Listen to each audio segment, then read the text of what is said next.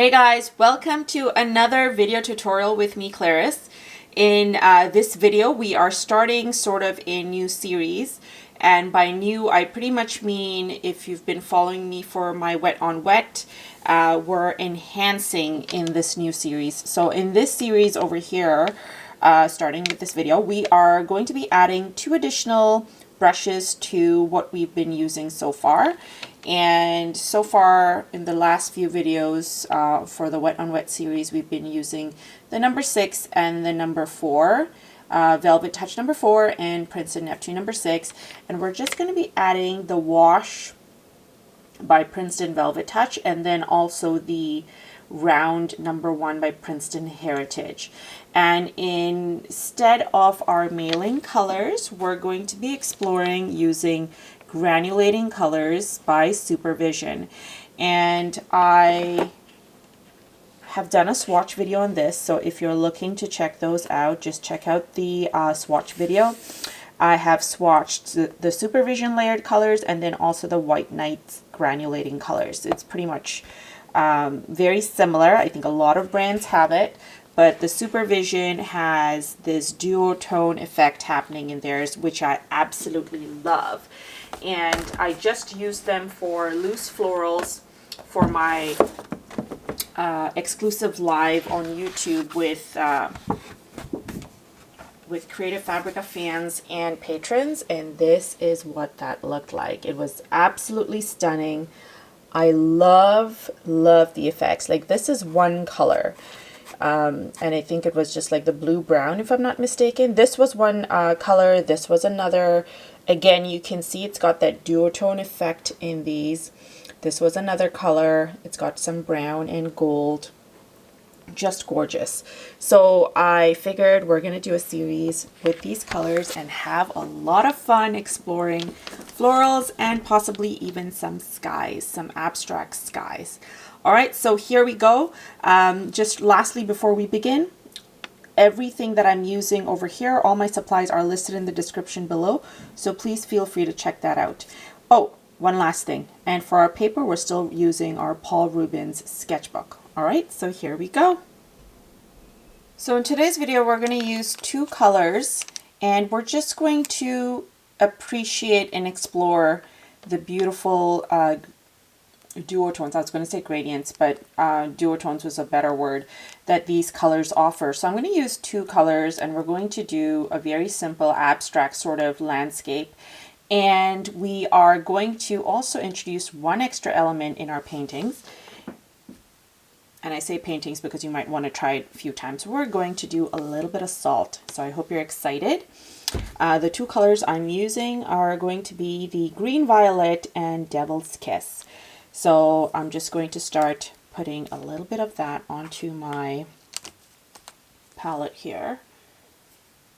This gorgeous palette is by Patti, and I'm listing the palette info in my description as well. So for those who are looking for some beautiful handmade palettes, Patti is amazing. So I just took a little bit and added it to what I already had here of my, what's it called again? Green Violet. And now I'm just going to get a little bit of the Devil's Kiss onto my palette here.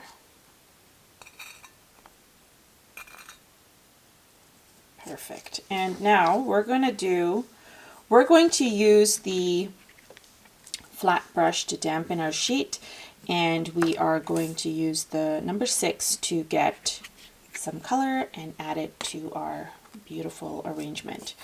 Okay, I'm just going to make sure I've got some salt handy on the side here so we're not scrambling at the last minute, and then we are good to begin. So here we go. I'm getting some of the water and I'm just going to apply it using my flat wash, and I am going to dampen my sheet about halfway.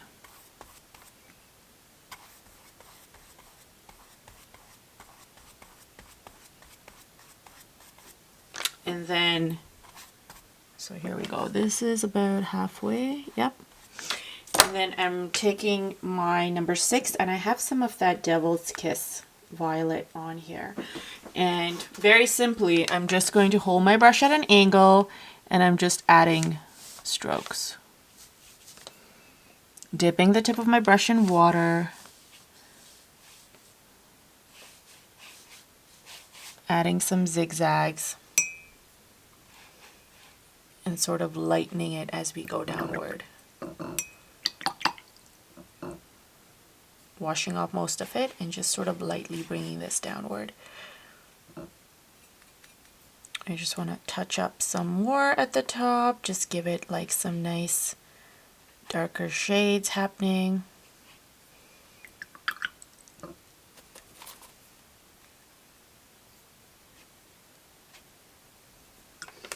And then leaving it just simply like this.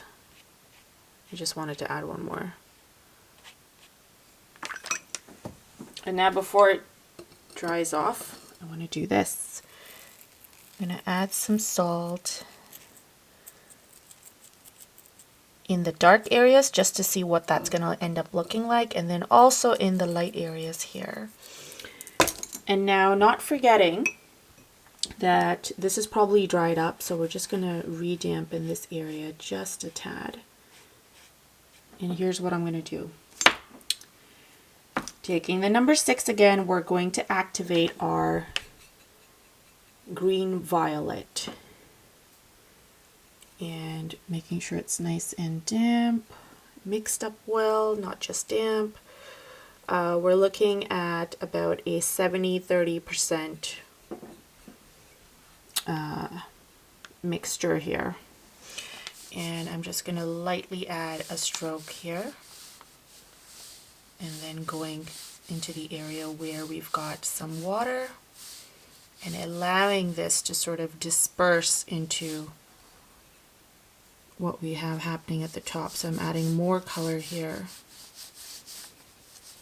And at this point, if you feel like you want to do a little bit of a help guide it along, so just tilt and see what happens there. And then I'm taking my wash brush, and I love it for this because you're able to do things like just taking and drawing the color lightly and then using that excess color to just create like a base bottom to what you've just done.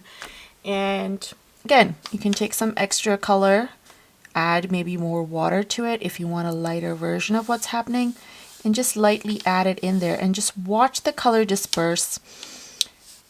Get accustomed to the beauty of watercolor, which is pretty much like managing your ratios of water to color. And there is no really, there's no real right or wrong method to it. It all depends on what effect you're looking for and how you're going to achieve that. And the only way you're able to recognize is A, if you experiment and do projects like this and sort of check out and see what you're able to get. And then B, continue trying these new efforts because this is how you will recognize what sort of effect you need for certain paintings that you will end up doing along the way. So familiarizing yourself by doing a little bit of practice and a little bit of testing always helps. So here we go. This is what this looks like. Very, very pretty. We've got some nice greens happening here. In fact, I'm just going to go in, get a little bit more blue, and I just want to see what's going to happen if I just add more of this blue just on this base here, so it's really dark in comparison to everything else. And then another thing I want to do is just get a little bit more of that purple. I just maybe want to add a couple of strokes within this base area here, just sort of get some reflection. Not that this is water or anything. This is going to be, or this is a very abstract painting, you could say. But I just want to see what that purple looks like mixed in with this blue-green, which is just stunning. And so simply you're able to create something so pretty with just a couple of strokes. Okay, so let's allow this to dry just a tad. And while we're waiting, I'm going to add some of that salt here at the bottom. Again, I want to test it out and see what happens when we do this. Since I concentrated more of that over there, I should have probably gone diagonally, but it's okay. Let's just wait it out and see what happens. So I'll be right back. All right, so it is completely dried. And here's what that looks like. Look at that gorgeous green flare coming out from the blue. You can see some beautiful hints of darker brown happening within the sky. And the effect of the salt was just next level on this gorgeous abstract sky, you could almost call it. And the white space really does add something pretty, breaking up the color and also the opacities in between. So you can clearly see a sort of indicated horizon. And again, the crystallized salt effect at the bottom here is super pretty. This all almost sort of reminds me of snowflakes at the top over here. Very cute. And the colors are almost kind of like a unicorn candy sort of feel, just because it's got that nice teal, a little bit of almost kind of turquoisey sort of feel happening at the bottom, and then beautiful purples. So love it. One of the things I could possibly do, this was super simple and easy. We could leave it like this and just do a whole bunch of different versions of this, trying out different colors. But if you wanted to, you could always go in with the number 1 and enhance it by adding some trees or some additional contrast to your painting. Again, it's just optional. You don't have to. But I think we will definitely be enhancing on this some more over the next coming weeks. So hope you guys are excited. And again, if you're looking for any of these products, it's listed in the description below. So hit that like button if you enjoyed this video. Consider subscribing so you can stay in tune with all the upcoming videos that are going to be happening. And let's paint together. Thanks guys for watching, and we will chat soon.